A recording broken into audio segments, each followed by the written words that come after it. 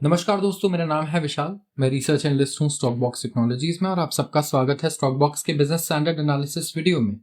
यहाँ पर डिस्कस करेंगे हम बिजनेस न्यूज़पेपर्स के कुछ बहुत ही बढ़िया आर्टिकल्स। आज कुछ आर्टिकल्स डिस्कस करने वाले हैं जिसमें सबसे पहले है रिटेल इन्फ्लेशन के बारे में कि 5 सालों में आरबीआई पहली बार अपने इस एग्जाम में पास हुआ है, रिटेल इन्फ्लेशन को ये कंट्रोल कर पाया है। इसके अलावा अडानी स्टॉक्स और कुछ सेल ऑफ की बात होगी क्योंकि बहुत सारी ऐसी लिस्टेड कंपनीज है जो अडानी ग्रुप की है। सो हिंडनबर्ग रिपोर्ट आने के बाद इन पर क्या असर पड़ा और आगे क्या आउटलुक हो सकता है। इसके अलावा वोडाफोन आइडिया के रिजल्ट्स इस बार कुछ अच्छे आए हैं। बहुत सारे एनालिस्ट अब अचानक से इस कंपनी पे पॉजिटिव भी होते हुए नजर आ रहे हैं, तो ये भी डिस्कस करेंगे। इसके अलावा हमारा डायरेक्ट टैक्स कलेक्शन 22.5% बढ़ गया है। सो काफी शॉकिंग बात है कि क्या हमारी इनकम ऑन एन एवरेज 22.5% बढ़ी है जो टैक्स कलेक्शन इतना बढ़ गया है। इसके अलावा women dominate manufacturing jobs in urban India. Yes, ये बिल्कुल क्लासिक एग्जांपल है men shocked and women rocks का।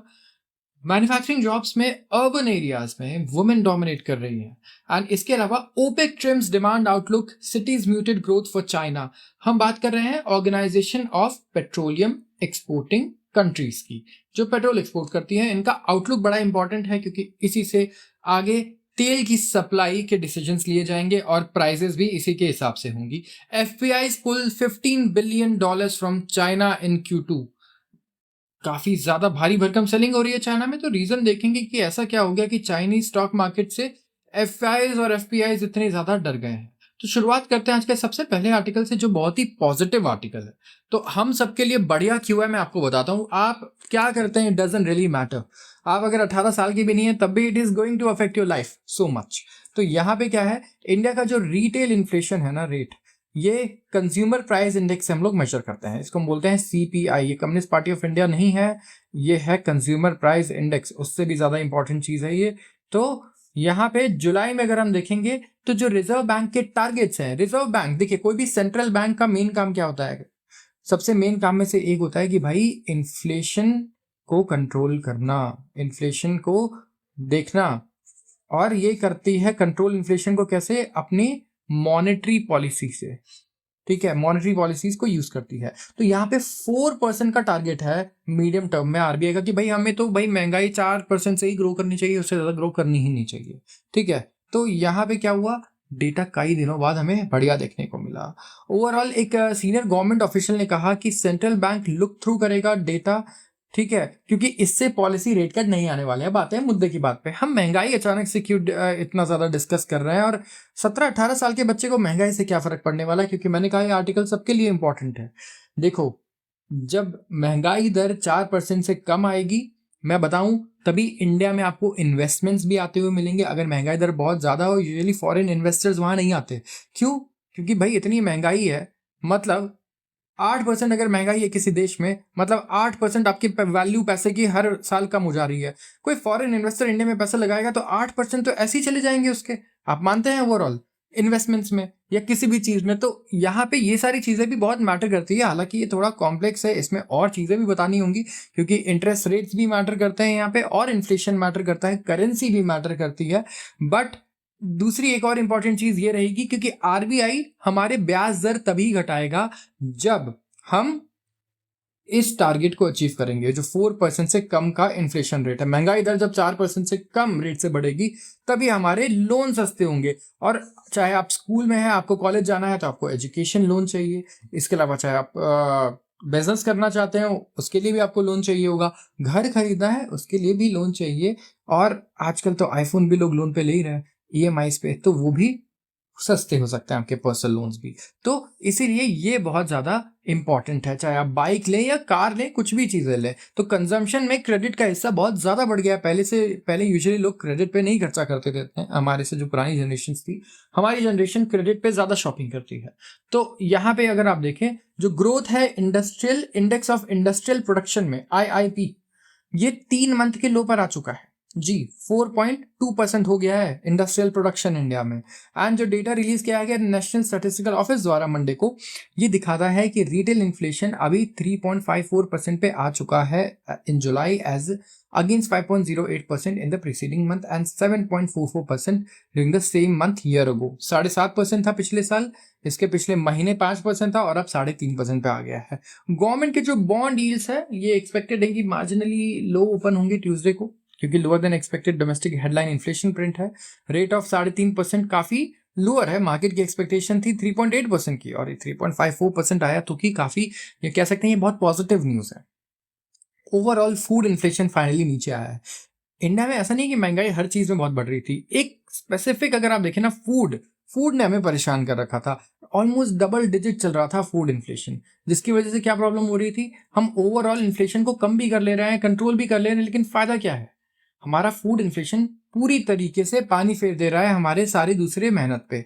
तो यहाँ पे फूड इन्फ्लेशन हमें 5.42% आता हुआ दिखा है, जो कि 9.5% था। अब सोचिए, तो यहाँ पे वेजिटेबल्स, प्याज, टमाटर, सीरियल्स, फ्रूट्स, मिल्क, शुगर, ये सारी चीजें पहले बड़ी महंगी चल रही थी, और पल्सेस वगैरह, दाल वगैरह, तो देखिए 14.5% के रेट से इनकी महंगाई बढ़ रही थी। तो ये काफी प्रॉब्लमैटिक थे हमारे लिए, और ये नॉर्मल नहीं है, अच्छा नहीं है, लोगों के लिए बड़ा पेनफुल होता है। अभी कल का न्यूज़पेपर किसने किसने पढ़ा है, आप बताइएगा मुझे। कल के न्यूज़पेपर में आपने देखा होगा कि स्विस बैंक की रिपोर्ट है, यूबीएस की रिपोर्ट है। यूबीएस का कहना है कि ऑलमोस्ट जो बॉटम हमारे यहाँ परसेंटेज है, आई थिंक 80% या आई एम नॉट श्योर, मैं शायद फिगर भूल रहा हूँ, थोड़ा सा कंफ्यूज हो रहा हूँ, वो लोग का मेजर खर्चा ही कहाँ जाता है, खाने पे, इलेक्ट्रिसिटी पे, ठीक है, बेसिक जो चीजें हैं, फ्यूल पे। 80% जो उनका इनकम है, 80% लोगों का इसी पे चला जाता है। जो बॉटम 80% लोग हैं, उनके पास बचता ही नहीं है, क्योंकि अब अगर खाना, इलेक्ट्रिसिटी और फ्यूल ज्यादा महंगा हो गया, तो ये क्या होगा कि ये 90-100% टच करने लग जाएगा। तो बच्चों की स्कूल के लिए 20% से तो निकालना है इन्हें, राइट। मेडिकल एक्सपेंसेस इसी 20% से निकालना है, और ईएमआई और घर लेने की तो बात आप भूल जाइए, सोचने की बात नहीं है, they can not afford that, it's not possible. तो ये एक सिचुएशन है जो इंडिया को सोचना होगा, right, because we have to grow collectively. ऐसा नहीं है कि एक स्पेसिफिक लोग बहुत ग्रो कर जाएंगे तो इकोनॉमी के लिए बहुत अच्छा होगा। सो थोड़ा बैलेंस क्रिएट करना is also very important overall. तो यहाँ पे एक तो रेन ने हमारी बड़ी मदद की। ये आया कैसे नीचे भाई, बारिश ने बहुत मदद की है, बारिश बढ़िया हुई है, फसल बढ़िया हुई है, तो हमें दिख रहा है कि सप्लाई साइड से कोई प्रॉब्लम नहीं है वेजिटेबल्स और पल्सेस और सीरियल्स में इस बार। तो खरीफ क्रॉप्स ने भी एक्सीड कर दिया है पिछले साल के एक्सपेक्टेशंस को, जो और लेवल्स थे, प्रोडक्शन थे उसको। तो फूड इन्फ्लेशन इसी वजह से नीचे आया, और हमें बढ़िया यहाँ पे इसका आउटकम देखने को मिल रहा है। अब बात करते हैं हिंडनबर्ग रिसर्च के एलिगेशंस की यहाँ पे। तो हमें भी लग रहा था कि मार्केट में बड़ी उथल पुथल हो सकती है, 1-2 दिन वॉलेटिलिटी ऊपर नीचे हो सकता है, लेकिन हमें देखने को मिला कि जो शेयर्स अफेक्टेड भी थे इससे, जैसे अडानी ग्रुप के, ठीक है, यहाँ पे सिग्निफिकेंट वॉलेटिलिटी थी, लेकिन इससे कोई बहुत ज्यादा बड़ा फर्क नहीं पड़ा। स्टॉक्स ने रीगेन कर दिया most of the ground lost. और यहाँ पे जो नई रिपोर्ट आई, जिसमें इन्होंने कॉन्फ्लिक्ट ऑफ इंटरेस्ट, सेबी की चीफ के बारे में भी मेंशन किया था, अडानी ग्रुप वाले भी इन्वेस्टिगेशन पे उन्होंने कुछ आगे फॉलोअप्स दिए थे, तो इससे कुछ ज्यादा फर्क नहीं पड़ा। उल्टा अगर आप देखेंगे तो जितनी भी इसके मेजर कंपनीज थी, वो बॉटम से पूरी तरीके से ऑलमोस्ट रिकवर कर गई। सो ओवरऑल हम कहेंगे ये एक नॉन इवेंट था स्टॉक मार्केट के लिए, मतलब स्टॉक मार्केट को अफेक्ट करने वाला इवेंट ये था ही नहीं। आते हैं दूसरे आर्टिकल पे, ये है हमारे वोडाफोन। देखिए, अब इंडिया में मेजरली अगर आप बात करें तो सिर्फ 2 ही कॉरपोरेशंस रह गई हैं जो यहाँ पे हमें सर्विस प्रोवाइड कर रही है टेलीकॉम की। और ऑफ कोर्स वी वांट कि और भी कंपटीशन आए, थोड़ा तो कंपटीशन हो इन टेलीकॉम कंपनीज के लिए, नहीं तो इनोवेशन ही किल हो जाएगा, राइट। अगर मैं आपको बोलूँ कि क्लास में सिर्फ आप ही एग्जाम दे रहे हैं, ठीक है, या 2 ही लोग एग्जाम दे रहे हैं, तो वो कंपटीशन ही नहीं रहेगा। आप फर्स्ट ही आओगे, आपको पता है आप अकेले एग्जाम दे रहे हो, आपको ही जॉब मिलनी है और किसी को मिलनी नहीं है, आप अकेले ही इंटरव्यू के लिए जाओगे, आप चाहे खराब भी करो आपको ही सिलेक्ट होना है, तो आपके लाइफ से मोटिवेशन चला जाएगा, राइट। क्योंकि क्या फायदा, कुछ है ही नहीं, आपको पता है आउटकम ऑलरेडी। तो अब ऐसे ही हो गया टेलीकॉम सेक्टर में, मजा नहीं आ रहा। तो वोडाफोन आइडिया का ना सर्वाइव करना इसीलिए भी बहुत जरूरी है, ठीक है, ताकि इस तरीके का कंपटीशन मेंटेन रहे, राइट। आप, आई होप कि आप मेरे से अग्री करते हो इस बात पे, कई लोग नहीं भी करते हो तो कोई बात नहीं, लेकिन दिस इज अ फैक्ट। तो वोडाफोन आइडिया के रिजल्ट्स आए हैं, मैं एक ओवरव्यू दे देता हूँ कि अभी तक रिजल्ट्स अच्छे नहीं आ रहे थे। हर बार कस्टमर्स लूज कर रहा है वोडाफोन आइडिया, हर क्वार्टर लोग छोड़कर जा रहे हैं वोडाफोन आइडिया के सिम्स से दूसरी सिम्स में पोर्ट कर रहे हैं। उसके अलावा इसे लॉस भी हो रहा है अच्छा खासा। इसके ऊपर लोन भी बहुत ज्यादा है, बहुत बड़ा लोन है, और टेलीकॉम कंपनीज लोन पे चलती हैं, बहुत कैपिटल इंटेंसिव इंडस्ट्री है। तो इन्होंने 6,500 करोड़ का लॉस डिक्लेयर किया है। ठीक है, ये करीब 18% कम है पिछली बार से, जो 7,840 करोड़ था। और यहाँ पे एक तो इंटरेस्ट इनके लिए कम हो गया और फाइनेंसिंग कॉस्ट भी कम हो गए। तो ओवरऑल जो इनका नेट है, नेट लॉस ये 16.5% से कम आया है। तो कई बार आप लॉस को भी सेलिब्रेट करते हैं अगर लॉस पहले से कम आए स्टॉक मार्केट में। इसके इंटरेस्ट और फाइनेंस जो ब्याज दे रही है ये, और फाइनेंस के कॉस्ट और लोन के, ये 5,262 करोड़ हो गए। Q1 में 17% की कमी यहाँ पे देखने को मिली हमें। तो ओवरऑल हम कह सकते हैं कि इनका, ऐसा नहीं कह सकते कि रेवेन्यू वगैरह बहुत अच्छा हुआ, रेवेन्यू तो उल्टा 1.5% कम आया है पहले से पैसा, लेकिन इन्होंने एक्सपेंसेस काफी कम कर दिए क्योंकि इन्होंने पैसे को अच्छे से मैनेज किया ओवरऑल, और डेट का सही तरीके से इस्तेमाल किया।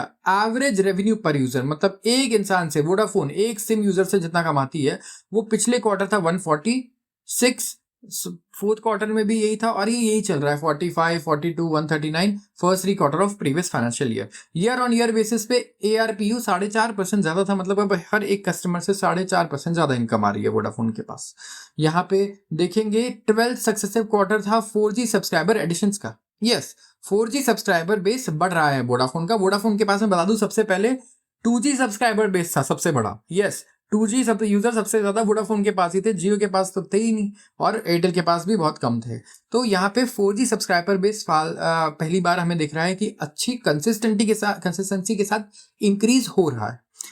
एंड कंपनी ने फिर भी ओवरऑल कस्टमर्स लूज किए हैं लार्जर राइवल्स को, जैसे रिलायंस जियो, भारती एयरटेल।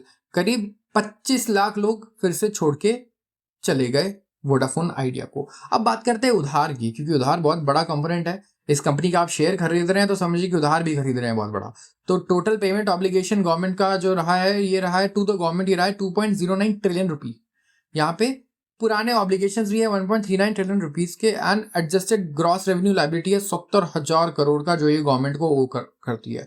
तो गवर्नमेंट ने काफी सारा पैसा वसूलना है इस कंपनी से। ठीक है, और इन अ मेजर रिस्पाइट जो डेट है बैंक से, फाइनेंशियल इंस्टीट्यूशन से, ये रिड्यूस हो गए हैं to 4,650 crore in Q1, down from 9,200 crore. तो अभी जो रिसेंट इक्विटी रेज आया है, इससे अपना 4G कवरेज इंक्रीज कर रहे हैं, कैपेसिटी बढ़ा रहे हैं, और 5G वगैरह में भी एंटर कर रहे हैं।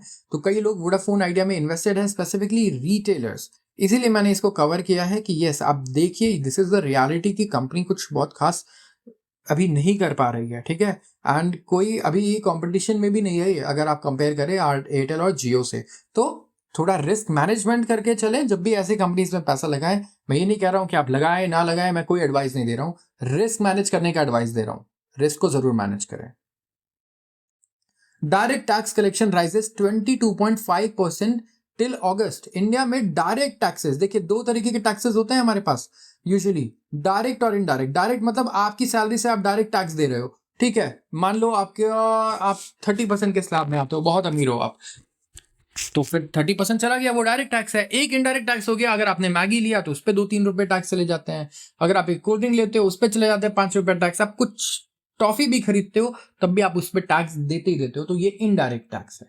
तो यहाँ पे डायरेक्ट टैक्स की बात करूं मैं, रिफंड एडजस्ट करने के बाद 22.5% की ग्रोथ है। मतलब जो आपकी डायरेक्टली इनकम से टैक्स ली जा रही है, इनकम टैक्स जिसे हम बोलते हैं, 22.5% की ग्रोथ मिली है गवर्नमेंट को, और 6.93 ट्रिलियन रुपीज का यहाँ पे अब कलेक्शन हो चुका है अप्रैल 1 से 11 अगस्त के बीच में FY25। So I would say कि मतलब इनकम टैक्स अगर एक कंपनी होती तो मतलब मैं कहूंगा कि क्या ग्रोथ है ये। ठीक है, 22.5% का ग्रोथ इनकम टैक्स कलेक्शन में, मतलब वी कैन से कि इंडिया में लोग बहुत तेजी से पैसा कमा रहे हैं। आई थिंक या तो ये रीजन है, आई होप सो कि ये रीजन हो। In the same period last year tax collection 5.65 trillion rupee था, according to income tax department latest data on Monday. And corporation tax ये आया है 2.2 ट्रिलियन रुपी, जहां पे सिर्फ 5.5% की इंक्रीमेंट हुई है। इसका मतलब कंपनीज ने तो 5.5% की इंक्रीमेंट की, लेकिन शायद एम्प्लॉयज को उन्होंने ऑन एन एवरेज 22 से 23% या 30% तक का भी इस बार लगता है ओवरऑल इंडियन इंडस्ट्रीज ने ग्रोथ दिया है, क्योंकि टैक्स कलेक्शंस तो ऐसे ही नजर आ रहे हैं। वैसे ये बात तो कंप्लीटली ये सीरियस नोट पे मैं नहीं बोल रहा हूँ, बट ये भी हो सकता है कि हमारा टैक्स बेस बढ़ गया हो, राइट। इस बार काफी सारे नए लोग ऐड हो गए हो, जिसकी वजह से हमारा टैक्स कलेक्शन काफी ज्यादा इंक्रीज हुआ हो। ओवरऑल अगर आप देखेंगे तो ये 12% जो हमने सेट किया था ग्रोथ लेवल कंपनीज के लिए, उससे काफी कम है, आधा ही रह गया है, ऑलमोस्ट आधे से भी कम है। सिक्योरिटी ट्रांजैक्शन टैक्स, ठीक है, ये जंप कर डबल से भी ज्यादा हो चुका है, 21,599 करोड़ हो गया 10,000 से। तो जो स्टॉक मार्केट में लोग हैं, आई थिंक गवर्नमेंट को कुछ स्पेशल हैम्पर्स उन्हें भेजना चाहिए, क्योंकि इतना टैक्स तो उन्होंने डबल कर दिया, और अगली बार तो और ज्यादा होगा, क्योंकि एसटीटी फिर से और ज्यादा बढ़ गया है इस बार, और कई गुना बढ़ा है कुछ केसेस में। तो ओवरऑल हमें देखने को ये मिलेगा कि अगली बार तो ये रिकॉर्ड तोड़ कलेक्शन होना है इनकम टैक्स में। ग्रॉस कलेक्शन ओवरऑल अगर आप देखेंगे बिफोर रिफंड ये रहा है 8.13 trillion, marking a 23.99% rise. So yes, I mean बिल्कुल एक मिड कैप और स्मॉल कैप कंपनी जैसे मल्टी बैगर रिटर्न्स देती है। आई थिंक सेंट्रल बैंक का इनकम टैक्स डिपार्टमेंट इसी तरीके से इसी पाथ पे है यहाँ पे, एंड हमारे पास ग्रो मतलब रिकॉर्ड कलेक्शंस आ रहे हैं। एंड यस, अगली बार जब बजट होगा तो वी हैव टू सी कि गवर्नमेंट अब इस बहुत ही बढ़िया जो फंड आ रहा है, कॉर्पस आ रहा है गवर्नमेंट के पास, इसे कहाँ यूज करती है, डिफेंस में जाता है, या फिर मिडिल क्लास के पास जाता है, या फिर रूरल इंडिया के पास जाता है, या कैपिटल एक्सपेंडिचर में जाता है। We have to really see. Women dominate manufacturing jobs in urban India. Greater proportion है फीमेल वर्कर्स का अर्बन इंडिया में जो मैन्युफैक्चरिंग में एम्प्लॉयड है and other services compared to their male counterparts according to latest Women and Men in India 2023 report. In contrast अगर आप देखें जो statistics and programme implementation ministry ने रिलीज किया मंडे को, इसमें दिखाया जा रहा है कि मेजर प्रपोर्शन जो अर्बन मेल वर्कर्स हैं वो सेक्टर में है, जैसे कि construction, hotel, restaurant, transport, storage और कम्युनिकेशन। और सरप्राइजिंगली अर्बन वुमेन ज्यादा एंगेज है मैन्युफैक्चरिंग जॉब्स में than urban male. So this is very new to us, and this shows कि देखिए manufacturing is not a very easy sector to work in, right. हमारी पिछली 3 generation जिन्होंने भी, आप मेरे न्यूज़पेपर के वीडियोस देखते हैं, जिन्होंने भी काम किया है मैन्युफैक्चरिंग में, we know that it is not very easy. And specifically अगर वुमेन इतना पार्टिसिपेट कर रही हैं then they are pushing the boundaries, and of course credit दोनों को जाता है, because there are lot of men जो उन्हें uplift करने की कोशिश कर रहे हैं और environment को इस तरीके का बना रहे हैं ऑफिस स्पेस में that it's very safe for them and they feel safe, and there are also of course bad fishes, but overall मैं कहूँगा कि this is due to the collaboration of both genders।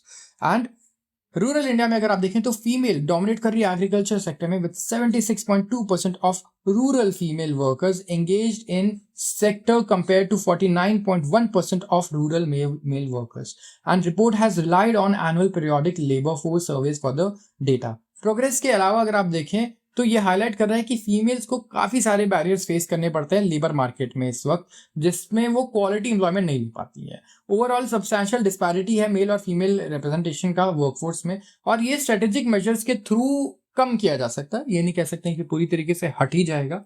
Of course यहाँ पे training programmes ला सकते हैं, job reservations ला सकते हैं, या सेफ वर्कप्लेस एनवायरमेंट्स ला सकते हैं, क्योंकि रिजर्वेशंस लाके मुझे लगता है प्राइवेट सेक्टर में तो नहीं ग्रो कर पाएगा।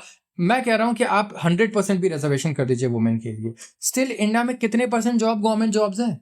कितने करोड़ लोग जा रहे हैं गवर्नमेंट में? 10 करोड़ लोगों को क्या गवर्नमेंट एम्प्लॉय करती है, या 50 करोड़ लोगों को? नहीं, एम्प्लॉयमेंट के लिए हमारे पास 70-80 करोड़ लोग हैं।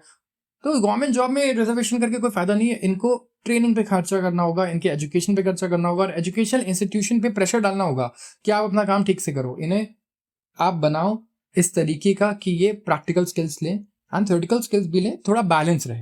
एंड ये करना बहुत ज़रूरी है, क्योंकि सारी इंस्टीट्यूशंस जब अपना काम खुद से करने लग जाएंगी तो मुझे नहीं लगता इस तरीके की प्रॉब्लम्स आएंगी, जैसे लैक ऑफ स्किल्स की हम बात करते हैं या एक्सपीरियंस की। तो एवरेज वेज फीमेल्स की लोअर होती है दैन मेल्स, और डिस्पैरिटी अर्बन एरियाज में ज़्यादा है रूरल एरियाज में से अक्रॉस ऑक्यूपेशंस, ठीक है। जैसे कि average wage rural male worker का 416 रुपए है, जो एक रूरल फीमेल वर्कर का है 287 रुपए 287, और अर्बन मेल कैजुअल वर्कर्स को 515 रुपए मिलते हैं, जो female casual workers, urban female casual workers को 333 जिसकी है उससे 200 रुपए करीब ज्यादा है। तो ब्रॉड एम्प्लॉयमेंट स्टेटस में भी देखें, higher proportion of females are self employed 71% and males सिर्फ 58.8%, 43.1% of rural females are helpers household enterprises compare to 11% for males. तो काफी सारा डेटा है इसमें, राइट। एंड इस तरीके से हम लोग सिर्फ रीड करके इससे अगर डिसाइफर करने लग जाए, चीजें कंस्ट्रू करने लग जाए, या फिर हाइपोथेसिस ड्रॉ करने लग जाए, then I don't think it's good. Important ये रहे कि इस पूरे रिपोर्ट को आप निकालिए, एक बार स्टडी कीजिए और देखिए कि क्या क्या कॉन्ट्रास्ट आप ड्रॉ कर पा रहे हैं, और अपने आसपास फिजिकल इन्वायरमेंट को देखिए, रियलिटी को भी जरूर देखिए, एंड सी कि क्या क्या चीजें मैच हो रही हैं, क्या क्या चीजें आपको लग रहा है नहीं यार ये मैच नहीं हो रही है, ये चीज थोड़ा एग्जैजरेटेड है या अंडर रिपोर्टेड है। तो यहाँ पे काफी सारी चीजें बताई गई जो बिल्कुल प्रैक्टिकल है, बिल्कुल सच है।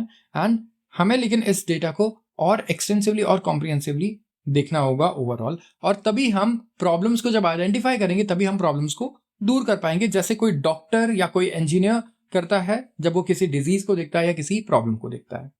OPEC trims demand outlook, cites muted growth for China. यहां बात हो रही है चाइना की। तो organisation of petroleum exporting countries, ये पेट्रोलियम एक्सपोर्टिंग कंट्रीज का एक कार्टेल है, और मंडे को इन्होंने कहा कि ग्लोबल ऑयल डिमांड ग्रोथ ये वीकर रहने वाली है। ग्लोबल ऑयल डिमांड ग्रोथ अच्छी नहीं रहने वाली है फर्स्ट ऑफ द ईयर में, क्योंकि भाई चाइना एक बहुत बड़ा कंज्यूमर है ऑयल का, ये तो ग्रो कर ही नहीं रहा है ढंग से, तो ये ऑयल तो लेगा नहीं। जब आपका सबसे बड़ा कस्टमर ही ग्रो नहीं कर पा रहा है, ऑयल नहीं खरीद रहा है, तो आपकी ग्लोबल डिमांड ग्रोथ कहाँ से बढ़ेगी। तो ओपेक ने मंथली रिपोर्ट में कहा कि वर्ल्ड ऑयल डिमांड बढ़ेगा 2.11%, sorry by 2.11 million barrels per day in 2024। और पिछले अगर आप मंथ की बात करते हैं तो ये 2.25 मिलियन बैरल्स पर डे था, तो ये उससे कम है। और ये यहाँ पे इसलिए हो रहा है क्योंकि चाइना की जो ऑयल डिमांड ग्रोथ है ये सॉफ्टनिंग हो रही है। यहाँ पे सॉफ्टनिंग मतलब कम हो रही है एक्सपेक्टेशन से। अभी आपने देखा चाइना का डेटा वैसे भी कुछ अच्छा नहीं आया, कुछ खास आया ही नहीं। तो स्लो स्टार्ट था समर में ओवरऑल अगर आप देखें, और ये पहला रिडक्शन है ओपेक के फॉरकास्ट में। देखिए ओपेक ना फॉरकास्ट करते रहती है। आप सोचिए, आप अगर सप्लायर हैं ऑयल के या आप कुछ ऐसा प्रोडक्ट बनाते हैं तो आपको पता होना चाहिए कि इसकी डिमांड कितनी है। अगर आपने सप्लाई ज़्यादा कर दी तो आपके प्रोडक्ट का हो सकता है दाम आपके कॉस्ट से भी कम हो जाए। आप बना रहे हो 30 रुपये पे कोई चीज़, आप बेच रहे हो 60 70 80 रुपये पे, ठीक है, लेकिन आप सप्लाई करते जा रहे हो, आपको पता ही नहीं है डिमांड कितनी है, ओवर सप्लाई क्रिएट हो गया, हो सकता है 10 रुपये में बिकना शुरू हो जाए, और फिर आपको सर्वाइव करना होगा 10 रुपये 20 रुपये 15 रुपये के रेट को, ठीक है। तब तक आप प्रोडक्शन को कम करोगे, फिर जाके शायद वो रेट 30 रुपये के ऊपर जाएगा। तो ये सिचुएशन ना हो, इसलिए ओपेक क्लोजली वॉच करता है इंडिया के, यूएस की, चाइना के, हर कंट्री की ग्रोथ को, और एस्टिमेट करता रहता है कि अच्छा ये इतना ग्रो करने वाले हैं तो ये इतना मिलियन बैरल और ज़्यादा ऑयल खरीदेंगे या ये कम खरीदेंगे, इनके प्लान्स क्या है। ओपेक भी हमारे बजट को ध्यान से देखता है कि इंडिया कहाँ खर्च कर रहा है, क्या ग्रो करेंगे इंडियन कंपनीज, बहुत ही क्लोजली वॉच करता है वो इन सारी चीज़ों को। उसके हिसाब से फिर वो डिसीजन लेता है कि वो भी उससे प्रॉफिट कमा सके, कहीं ओवर सप्लाई ना कर दे और कहीं एकदम शॉर्टेज ही ना क्रिएट कर दे। तो oil prices 5th consecutive session हमें दिखे हैं बढ़ते हुए मंडे को, और 3% का राइज यहाँ देखने को मिला है। एक तो यूएस रिसेशन फियर्स की वजह से वेस्ट एशिया सप्लाई रिस्क ने सपोर्ट दे दिया। मतलब मैं बात कर रहा था पिछले हफ्ते ही कि एक तो इजराइल ईरान की वजह से ऑयल प्राइस शॉर्ट टर्म में बढ़ जाते हैं, और जब यूएस और चाइना का डेटा खराब है तो मीडियम टू लॉन्ग टर्म उनका आउटलुक वीक भी हो जाता है। तो ऑयल प्राइस को भी समझ में नहीं आ रहा है वो कहाँ जाए, ऊपर जाए या नीचे जाए, इस तरीके से। तो ब्रेंट क्रूड फ्यूचर्स ये 70 सेंट ऊपर थे, एंड ये ट्रेड कर रहे थे $80.36 अ बैरल, और US West Texas intermediate crude future ये 84 सेंट्स ऊपर था, और ये ट्रेड कर रहा था $77.64। अब ये भाई ये कोई अलग अलग टाइप के ऑयल हैं नहीं। देखिए मैं बता दूं, ब्रेंट क्रूड जो पूरी दुनिया, जो पूरे वेस्ट एशिया से जो आ रहा है हमारे पास ऑयल, उसे हम लोग बोलते हैं ब्रेंट क्रूड, ठीक है, ये नाम है उसका। यूजुअली हम बोलते हैं जो नॉर्थ सी से ऑयल आ रहा है उसको हम लोग बोलते हैं कि सारा ब्रेंट क्रूड है। और इसके अलावा यूएस वेस्ट टेक्सास इंटरमीडिएट ये एक समझ लीजिए कि एक्सचेंज मान लेते हैं इसको, ठीक है, जहाँ पे लोग जाके ऑयल खरीदते हैं बेचते हैं, ट्रेड होती है, वेस्ट टेक्सास में है, ठीक है, टेक्सास में है ये। तो वहां से जो भी ऑयल आ रहा है वो उसे हम बोलते हैं वेस्ट टेक्सास इंटरमीडिएट। तो WTI क्रूड अगर लिखा है तो समझिए वो यूएस का है, और ब्रेंट क्रूड लिखा है तो समझिए कि वो मिडल ईस्ट का है। FPIs pull out $15 billion from China in Q2। भाई क्या हो गया चाइना में ऐसा? FPIs फॉरेन इन्वेस्टर ने रिकॉर्ड पैसा निकाला है चाइना से लास्ट क्वार्टर। बहुत ही ज्यादा पेसिमिज्म है इकोनॉमी को लेके स्पेसिफिकली। अगर आप डायरेक्ट इन्वेस्टमेंट लायबिलिटी देखें चाइना की, तो बैलेंस ऑफ पेमेंट ड्रॉप हो गए हैं करीब $15 बिलियन अप्रैल जून में। यस, बैलेंस ऑफ पेमेंट्स मतलब कितना आपके खाते से जा रहा है, कितना आपके खाते में आ रहा है। तो इतना जाना मतलब क्या होगा, इतना पैसा कोई पुल आउट कर रहा है आपसे, आपकी कंट्री से। और यहाँ पे सिर्फ सेकेंड टाइम है जब ये फिगर नेगेटिव आया according to data from SAFE, SAFE state administration of foreign exchange. ये करीब 5 बिलियन डाउन था फॉर द फर्स्ट 6 मंथ्स। तो अगर इसी तरीके से डिक्लाइन चलता रहा तो नेट आउटफ्लो हो जाएगा, आप कहेंगे एटलीस्ट 90 से अभी तक जो हुआ है उसके रिकॉर्ड ब्रेक हो जाएगा। फॉरेन इन्वेस्टमेंट चाइना में स्लम्प हो चुका है, फॉर $344 बिलियन रहा ये 2021 में। और जो स्लो डाउन हुई है वहां की इकोनॉमी में, जियोपॉलिटिकल टेंशन चाइना के हर कंट्री के साथ बढ़ चुके हैं, ठीक है। प्लस इसकी जो जियोपॉलिटिकल पॉलिसीज भी हैं इस तरीके से रही है कि यूरोप से पंगे चल रहे हैं, साथ में इनके परेशानियां चल रही है, यूएस के साथ ट्रेड वॉर चल रही है, ऑस्ट्रेलिया और दूसरी न्यूजीलैंड टाइप की कंट्रीज भी साथ नहीं देना चाहती है, right. Even Korea and Japan, इनके जो नेबर्स, और इंडिया, इनके साथ इसकी बिल्कुल नहीं बनती। तो कहीं ना कहीं it is going to hit China. तो बीजिंग पूरी तरीके से एफर्ट्स दे रहा है कि वो अट्रैक्ट करे और रिटेन करे फॉरेन इन्वेस्टमेंट, ठीक है, लेकिन ये ऐसा नहीं कर पा रहा है। ओवरऑल हमें इकोनॉमी में ग्रोथ नहीं देखने को मिल रही है। बीजिंग ने बहुत सारे प्रोमिसेस किए हैं, अभी बहुत सारे प्रण लिए हैं कि भाई हम ये कर देंगे वो कर देंगे, but we have to yet see any kind of improvements in terms of actions. तो ये इसी तरीके से रहेगा जब तक कि चाइना फिर से अपने ग्रोथ रेट को रिटेन नहीं कर पाता है। तो आज के लिए बस इतना ही। अगर आपको वीडियो पसंद आई हो तो जरूर इसे लाइक करें और चैनल को सब्सक्राइब करना बिल्कुल भी ना भूलें। आप सबका बहुत बहुत धन्यवाद।